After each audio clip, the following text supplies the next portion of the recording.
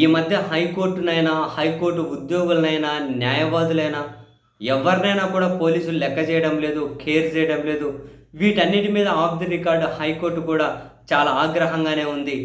ఎక్కడ కాసింత అవకాశం దొరికినా మౌఖికంగా అయినా, అంటే ఆన్ ది రికార్డ్ కాకపోయినా ఆఫ్ ది రికార్డ్ అయినా పోలీసుల మీద హైకోర్టు తీవ్ర ఆగ్రహాన్ని వ్యక్తం చేస్తూ ఉంది. మరోసారి ఒక కేసు విచారణ సందర్భంగా కూడా హోంశాఖ ముఖ్య కార్యదర్శి కుమార్ విశ్వజిత్తును ఖచ్చితంగా మా ముందు విచారణకు హాజరు కావాల్సిందే ఈసారి అని ఆదేశాలు జారీ చేసుకుంటూ ఆ విచారణ సందర్భంగా కూడా హైకోర్టు తీవ్ర ఆగ్రహాన్ని వ్యక్తం చేసింది. పోలీసుల మీద కోర్టులో న్యాయవాదులన్నా, కోర్టు ఉద్యోగులన్నా కాసింత గౌరవం ఇవ్వమని చెప్పండి, ఎలా మెలగాలో నేర్పించండి అంటూ మరోసారి ఆఫ్ ది రికార్డ్ తీవ్ర ఆగ్రహాన్ని వ్యక్తం చేసింది మౌఖికంగానే. వాస్తవానికి 2018లో అప్పుడు చంద్రబాబు నాయుడు గారి సర్కార్ ఒక ఎస్ఐ నోటిఫికేషన్ ఇస్తే, ఎస్ఐ నోటిఫికేషన్లో సుప్రీంకోర్టు ఆదేశాల ప్రకారం మేలు, ఫిమేలు, ట్రాన్స్జెండర్ ఈ ఆప్షన్స్ లేకుండా కేవలం మేల్, ఫిమేల్ అని చెప్పి మాత్రమే ఇచ్చారట.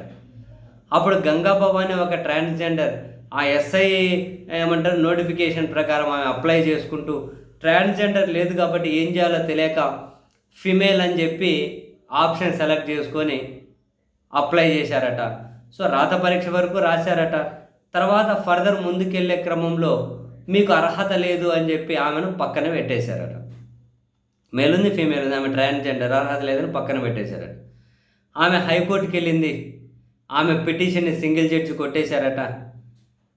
తర్వాత ధర్మాసనం దగ్గరికి వెళ్ళారు.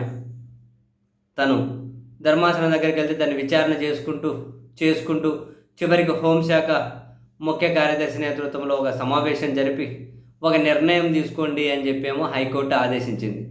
మీరు నిర్ణయం తీసుకొని ఏం నిర్ణయం తీసుకున్నారో మాకు ఒక నివేదిక ఇవ్వండి అని చెప్పి హైకోర్టు ఆదేశాలు జారీ చేసిందట. దాని ప్రకారం నివేదిక ఇవ్వలేదట. మాకు నివేదిక ఎందుకు ఇవ్వలేదో హోంశాఖ ముఖ్య కార్యదర్శి మా ముందు స్వయాన హాజరై వివరణ ఇవ్వాలి అని చెప్పి జస్టిస్ భట్టు దేవానంద్ గారి నేతృత్వంలో ద్విసభ్య ధర్మాసనం ఆదేశాలు జారీ చేస్తే 13వ తేదీ నిన్న హాజరు కమ్మని చెప్పి ఆదేశాలు ఇచ్చారట. అప్పుడు కూడా హోంశాఖ ముఖ్య కార్యదర్శి వేరే పని ఉంది, హాజరు కాలేను అని చెప్పారట. అందుకని హోంశాఖ ప్రత్యేక కార్యదర్శి విజయ్ కుమార్ స్వయంగా కోర్టుకు వచ్చారట. ఆ విజయ్ కుమార్తో ఈ హైకోర్టు ద్విసభ్య ధర్మాసనం ఈ వ్యాఖ్యలన్నీ చేశారట. హైకోర్టు అంటే లెక్కలేదు, ఉద్యోగులు అంటే లెక్కలేదు, న్యాయవాదులు అంటే లెక్కలేదు, కాసింత ఎట్ల పద్ధతిగా మెలగాలో నేర్పించండి, ఈసారి పని ఉంది రాను అంటే కుదరదు, హోంశాఖ ముఖ్య కార్యదర్శి కుమార్ విశ్వజిత్ని ఈ నెల 27వ తేదీ మా ముందు ఖచ్చితంగా హాజరు కావాల్సిందే అని చెప్పి చెప్పండి అని హైకోర్టు మరోసారి అయితే ఆదేశాలు ఇచ్చిందట.